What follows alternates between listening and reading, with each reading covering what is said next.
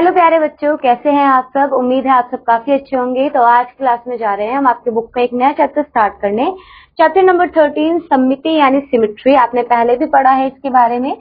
सममिति हमारे दैनिक जीवन में प्रयोग होने वाला एक आम शब्द है। जब हम ऐसी आकृति या आकृतियों को देखते हैं जो बराबर संतुलित अनुपात में हो, तब हम कह सकते हैं ये आकृतियां सममित आकृतियां हैं। नीचे बहुत से ऐसे चित्र हैं जो सममितीय है। फॉर एग्जाम्पल, सममितीय का क्या मतलब है? अगर आप इसे बिल्कुल हाफ डिवाइड करोगे तो जो पहला भाग है वो एग्जैक्ट दूसरे भाग के जैसे नजर आता है, जैसे कि तितली, फूल, बर्तन, चेहरा, स्माइली। ये क्या है? सममितीय आकृतियां हैं। हम देखते हैं कि यदि इन आकृतियों को दानेदार रेखा डॉटेड लाइन के साथ साथ मोड़े तो रेखा के बाईं ओर का भाग आकृति के दाईं ओर के भाग को पूर्णतः ढक लेता है। इसलिए दाईं ओर के भाग दाईं ओर जो बाईं ओर के भाग हैं वो दाईं ओर के भाग के क्या है? सममितीय हैं। इन आकृतियों को सममितीय आकृतियां और दानेदार रेखा को सममिति की रेखा यानी सिमेट्री लाइंस या सममित अक्ष या दर्पण रेखा कहा जाता है। यदि हम इस मोड़ पर एक दर्पण रख दे तो आकृति के एक ओर का चित्र आकृति के दूसरी ओर के चित्र को पूर्णतः क्या कर लेता है? ढक लेता है। नाउ लेट्स सी रेखीय सममिति यानी लीनियर सिमेट्री क्या होती है। किसी आकृति को रेखीय सममिति में कहा जाता है यदि यह रेखा के जो इसे दो भागों में बांटती है दोनों ओर एक समान हो। आकृतियां जिनमें एक ही सममिति रेखा हो उसे हमने क्या बोला? उसे हमने लीनियर सिमेट्री बोला है। उदाहरण के तौर पर एक रेखाखंड अपने लंबार्धक के सममिति होती है, एक कोण अपने अर्धधक के सममिति होती है, एक समद्विबाहु बाहु त्रिभुज दो समान भुजाओं के बीच बने कोण के अर्धक का सममिति होती है। यहाँ पे आप उदाहरण देख भी पा रहे हैं बच्चों, ध्यान से देखते चलिए। ये किसका है? रेखाखंड का लंबार्धक का जो कोण, ये किसका है? कोण का अर्धधक और समद्विबाहु बाहु त्रिभुज का अर्धधक, और ये पतंग का विकर्ण, साथ ही बच्चों अर्धवृत्त का लंबार्धक और समलंब की सममिति। तो आप यहाँ पे एक चीज नोटिस कर पा रहे हैं बच्चों, जो पतंग में जो विकर्ण है वो क्या कर रहा है? उसको दो बराबर भागों में बांट रहा है। ऐसे ही वृत्त में जो सममिति रेखा है वो ये है और ए भी क्या है? इसका लंबार्धक है। नेक्स्ट में बच्चों एक समद्विबाहु बाहु समलंब यहाँ पे दे रखे हैं। इसके बीच में भी आप देखिए ये जो बिंदु एस ई लाइन जा रही है, इसको क्या कर रही है? डिवाइड कर रही है। तो इसे हम लीनियर सिमेट्री बोलते हैं। इसमें एक ही सममिति रेखा होती है और वो आकृति जिनमें दो सममितीय रेखाएं हो, एक आयत में दो सममिति रेखा होती है, उनमें से प्रत्येक उसके विपरीत भुजाओं के मध्य बिंदु को मिलाने वाली रेखा होती है। आप यहाँ पे देख पा रहे हैं। और यहाँ पे नेक्स्ट बच्चों देखिए, अनेक सममिति रेखे यानी दो से अधिक, जिनमें दो से अधिक क्या होती है? सममिति रेखा होती है। उन्हें हम कैसे आइडेंटिफाई करते हैं? किसी समद्विबाहु बाहु त्रिभुज के प्रत्येक कोण का समद्विभाजक एक सममिति रेखा होती है। यहाँ पे आप देखिए, यहाँ से एक लाइन निकल रही है, ये इसको दो बराबर भागों में डिवाइड कर रही है ना। यहाँ से क्या हो रहा है? अगर आप एक ट्राइंगल लेते तो ये वाला पार्ट इस लाइन से क्या होगा? बराबर होगा। ऐसे ही इस वाली लाइन से ये वाला पार्ट बराबर होगा। तो आप जब करेंगे तो आपको एग्जैक्टली समझ में आएगा। नहीं तो आप क्या करें, पेपर ले, उसको फोल्ड करके देखिए, आपको उससे भी आइडिया लग जाएगा। ऐसे ही बच्चों एक वर्ग में चार सममिति रेखाएं होती है जो विकर्ण और विपरीत भुजाओं के मध्य बिंदुओं को मिलाने वाली रेखा होती है, जैसे कि आप यहाँ पे देख पा रहे हैं। नेक्स्ट बच्चों देखिए, एक समचतुर्भुज में भी कितनी सममिति रेखाएं होती है? चार सममिति रेखाएं होती हैं, यहाँ पे आप देख पा रहे हैं। नेक्स्ट वृत्तों के सभी व्यास सममिति रेखाएं होती हैं। यहाँ पे जो व्यास होते हैं वो सारी क्या होती है? सममिति रेखाएं होती हैं। समबाहुभुज में जो सममिति रेखाएं होती हैं वो भी काफी सारी होती है, आप यहाँ पे देख सकते हैं। नेक्स्ट है बच्चों, निम्न में से अंग्रेजी वर्णमाला का प्रत्येक बड़ा अक्षर दिखाई गई बिंदु रेखा के सममित होता है। फॉर एग्जाम्पल, ए की सममिति रेखा, बी की ये सममिति रेखा, सी, डी, ई, आप इन सबकी क्या कर सकते हैं? सममिति रेखा आप देख सकते हैं। आई होप आपको ये क्लियर हो रहा है। ऐसे ही बच्चों आपको अभ्यास में दिया गया है, नीचे दी गई आकृतियों की पहचान कीजिए, जांच कीजिए क्या ये आकृतियां सममित है या नहीं, उनकी सममित रेखा भी खींचिए। फॉर एग्जाम्पल देखिए, ये लॉक है, लॉक की सममित रेखा यहाँ से जाएगी। यहाँ पे बिल्कुल स्ट्रेट नहीं खींची है, आप बिल्कुल स्ट्रेट रेखा खींच सकते हैं। जैसे कि आप यहाँ पे देखिए, मैं यहाँ पे एक सममित रेखा खींचती हूँ फॉर एग्जाम्पल यहाँ से। तो आपको आई होप ये क्लियर हो गया, ये क्या है? हमारी सममित रेखाएं। क्लियर हुआ ये वाला? नेक्स्ट देखिए, नेक्स्ट में क्या है? क्या ये सममित, आप यहाँ पे बता सकते हैं क्या ये आकृति सममित है? बिल्कुल ये आकृति सममित है। कैसे? देखिए यहाँ पे अभी हम बनाते हैं इसकी सममिति रेखा। यहाँ पे देखिए, फॉर एग्जाम्पल क्लियर हो रहा है? तो इसी तरीके से आप क्या कर सकते हैं? आकृतियां सममित है तो उनकी आपको क्या बनानी है? आपको उनकी सममिति रेखा बनानी है। क्लियर हुआ? चलिए आगे बढ़े बच्चों। चलिए इसे आप चाहे तो स्टाइल में आप थोड़ा सा पतला कर देते हैं। क्लियर हुआ? चलिए नेक्स्ट आगे बढ़े। नेक्स्ट देखते हैं बच्चों, यहाँ पे आपको ये भी बताना है कि कितनी है। अब देखिए ये क्या है, ये आप ध्यान से देखेंगे, अगर आप इसे ध्यान से देखिए, ये सममितीय आकृति नहीं है, यहाँ पे सममित आकृति नहीं है, चाहे आप कैसे भी डिवाइड कर लो तो ये सममित आकृति नहीं है और ना ही इसकी सममित रेखा होगी। ऐसे ही आपको बाकी भी करने हैं, आई होप आप कर लेंगे। नेक्स्ट बढ़ते हैं। नेक्स्ट देखिए क्या बोला है, नीचे दी गई आकृतियों को वर्गीकृत पेपर, स्क्वायर पेपर पर बनाइए। अपने वर्गीकृत पेपर का प्रयोग अपने पिछली कक्षाओं में अंकगणित नोटबुक में किया होगा। इन आकृतियों को इस तरह पूरा कीजिए कि बिंदुदार रेखा ही सममिति रेखा हो। तो आई होप आप इसे कर पाएंगे। मैं आपको फिर भी एक आइडिया दे देती हूँ करना कैसे है। जैसे कि यहाँ पे देखिए, अब देखिए यहाँ पे करना कैसे है। फॉर एग्जाम्पल यहाँ से आप गए, ठीक है, ये पहला एक,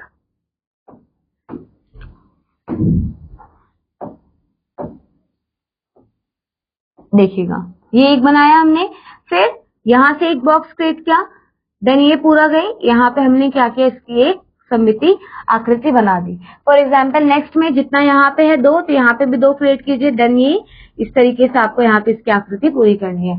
कर लेंगे, आगे बढ़े। नेक्स्ट देखिए क्या बोला है, नीचे दी गई आकृतियों में प्रत्येक की सममिति रेखाओं की संख्या बताइए। तो बच्चों ये क्वेश्चन आप खुद कीजिएगा, ये हमने पहले एग्जाम्पल में भी देखे हैं। नेक्स्ट देखिए, क्या आप ऐसे त्रिभुज बना सकते हैं जिसमें एक सममिति रेखा हो? बिल्कुल बना सकते हैं। कैसा? समद्विबाहु त्रिभुज आप बना सकते हैं ना। तो ऐसे आपको ये क्वेश्चन भी करना है। नेक्स्ट क्वेश्चन भी आप खुद से कीजिएगा बच्चों, क्या आप ऐसे चतुर्भुज बना सकते हैं जिसमें एक सममिति रेखा हो, जिसमें 4 सममिति रेखा हो? तो आपने अभी जस्ट देखा था, जैसे कि आप जानते हो आयत में 2 सममिति रेखा होती है, वर्ग में 4 सममिति रेखा होती है, तो आप इन्हें बना सकते हैं। नेक्स्ट, अंग्रेजी वर्णमाला के 1 से Z तक के सभी अक्षरों पर विचार कीजिए। इनमें से उन अक्षरों की सूची बनाइए जिनमें ऊर्ध्वाधर सममितीय रेखाएं हो। जैसे कि ए, आप जानते हैं कि ए में आप सममिति रेखा कैसे बनाते हैं, ऐसे करके। ये क्या है बच्चों? वर्टिकल सिमेट्री लाइन, ठीक है, ऊर्ध्वाधर। और दूसरा क्षैतिज, जैसे कि आप बी में बनाते हो क्षैतिज, यानी इस तरीके से। तो ऐसे ही आपको सारे क्या करने हैं, लिस्ट बनानी है इसमें। तो आई होप आप कर पाएंगे। और जिनमें सममिति रेखा ना हो उसे आपने सी वाले कैटेगरी में डालना है। नेक्स्ट देखिए बच्चों, इसमें क्या बोला है, नीचे दिए गए आरेखन को वर्गीकृत पेपर पर बनाइए, प्रत्येक को पूरा कीजिए जिसे आप आकृति में 2 बिंदुदार रेखाएं को सममिति रेखाओं के रूप में हो। आप इस क्वेश्चन को बच्चों खुद से कीजिएगा क्योंकि इसमें ग्राफ पेपर की नीड है, ठीक है। सो आई होप ये क्लियर हुआ। नेक्स्ट देखिए बच्चों, नेक्स्ट क्या है, घूर्णन सममिति यानी रोटेशनल सिमेट्री। जब कोई वस्तु एक बिंदु के चारों ओर घूमती है तो हम कहते हैं कि वस्तु कैसी है, घूमने वाली, घूर्णन है।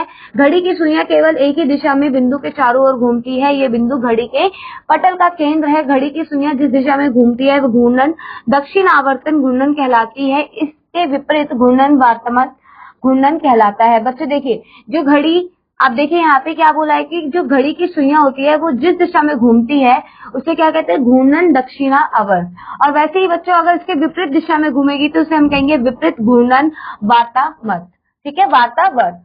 तो चलिए आगे बढ़ते हैं। नेक्स्ट देखिए, जब कोई वस्तु घूर्णन करती है तो उसके आकार और माप में कोई परिवर्तन नहीं आता। घूर्णन उस वस्तु को एक निश्चित बिंदु के चारों ओर घुमाता है। यह निश्चित बिंदु घूर्णन का क्या कहलाता है, केंद्र। फॉर एग्जाम्पल ये क्या है, इसका केंद्र। अब यहाँ पे ध्यान दीजिए, घूर्णन के दौरान घूमे गए कोण के घूर्णन का कोण कहा जाता है। क्या कहा जाता है बच्चों? जो कोण हम कवर कर रहे हैं उसे घूर्णन कोण कहा जाता है। एक पूरे चक्कर में कितने डिग्री होता है, 360 डिग्री। एक अर्ध चक्कर जो होता है वो 180 डिग्री का होता है और एक चौथाई 90 डिग्री का होता है। यदि एक आकृति एक संपूर्ण घूर्णन के दौरान एक या अधिक बार अपने अध्यारोपित होती है तो हम कह सकते हैं कि आकृति में घूर्णन सममिति है। घूर्णन सममिति को समझने के लिए निम्नलिखित उदाहरण देखिए। फॉर एग्जाम्पल यहाँ पे देखिए, अक्षर एच लीजिए, मूल रूप यहाँ पे। नेक्स्ट बच्चों यहाँ देखिए आई में अगर आप देखें तो 90 डिग्री से बाई या दाई और क्या है, घूर्णन है 90 डिग्री से। और मूल स्थिति में जबकि 180 डिग्री से बाई या दाई ओर घूर्णन किया जाता है। यहाँ पे आप देख पा रहे हैं। यहाँ पे देखिए बच्चों, अब यहाँ पे बेसिकली हम समझेंगे अक्षर H को 180 डिग्री के कोण से घुमाया जाता है, ठीक है। यहाँ पे अगर H है, इस H को मैं ऐसे घुमा दूं, इस तरीके से बनाऊं, तो यानी यहाँ से ये इस तरीके से 90 डिग्री घूमा है ना। और अगर इस H को मैं दोबारा से यहाँ इसी स्थिति से इस स्थिति में लाऊं, इस स्थिति से इस स्थिति में लाऊं, यानी पूरा हमने क्या कर दिया, हमने 180 डिग्री घुमा दिया। ऐसे था, ठीक है, पहले ऐसे था, फिर हमने दोबारा घुमाया, ऐसे घुमाया, फिर इसको इस तरीके से घुमाया। तो यहाँ पे ये 90 डिग्री कवर कर रहा था, यहाँ पे इसने 180 डिग्री को कवर किया। तो आप क्या कर सकते हो, आप इसे बना के भी देख सकते हो और आप देखोगे तो यही स्थिति आप दोनों को, यही दोनों स्थिति आपको मिलेगी। नेक्स्ट देखिए, जब हम क्या करते हैं, एच को 180 डिग्री से घुमाया जाता है तो ये मूल स्थिति में वापस आ जाता है जो पहली वाली स्थिति थी, तथा इसको 360 डिग्री से घुमाने पर भी ये मूल स्थिति में ही वापस आ जाता है। ठीक है, इस प्रकार यह एक पूर्ण घूर्णन के दौरान 2 बार अपनी मूल स्थिति में वापस आता है, अर्थात 2 बार स्वयं को ये क्या करता है, अध्यारोपित करता है। इस स्थिति में हम कह सकते हैं कि एच में क्रम 2 की घूर्णन सममिति है। क्लियर हुआ? चलिए आगे बढ़े।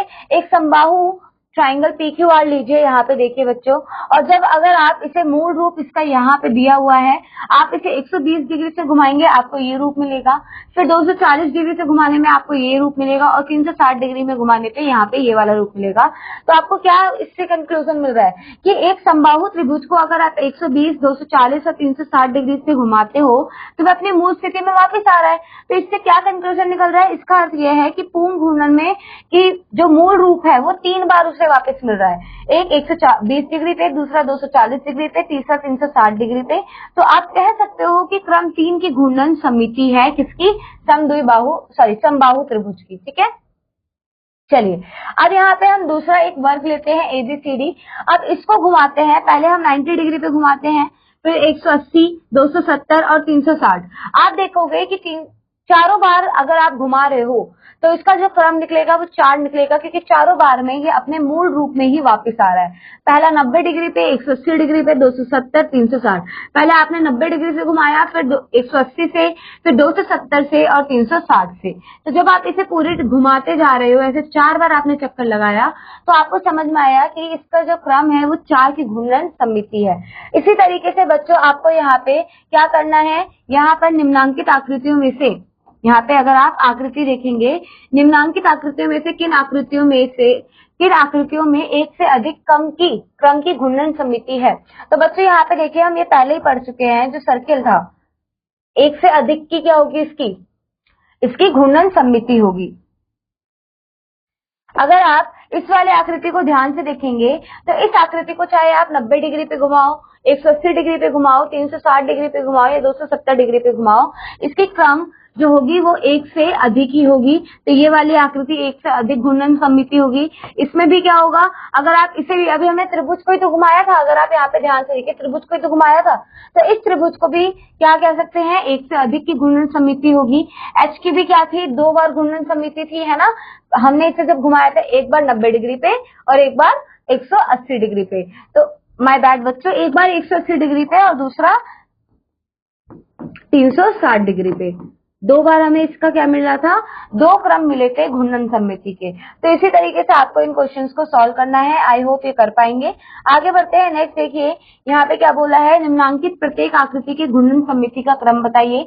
ये भी क्वेश्चन आप बच्चों खुद से कीजिएगा। आपको क्या करना है, पेपर पे बना के आप उसे टर्न कर करके देखिएगा किस आयत को कितने कोण से घुमाया जाए कि वो अपने वास्तविक स्थिति के समरूप में आ जाए। तो आयत है, अगर आप आयत लेंगे, अगर आप आयत को 90 डिग्री से घुमाएंगे तो आपको क्या मिलेगा, इस तरीके की आकृति मिलेगी।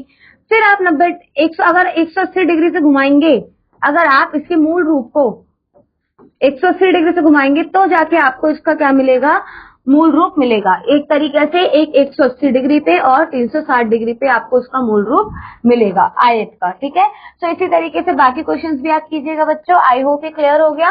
तो यही था बच्चों सममिति के बारे में, सिमेट्री के बारे में।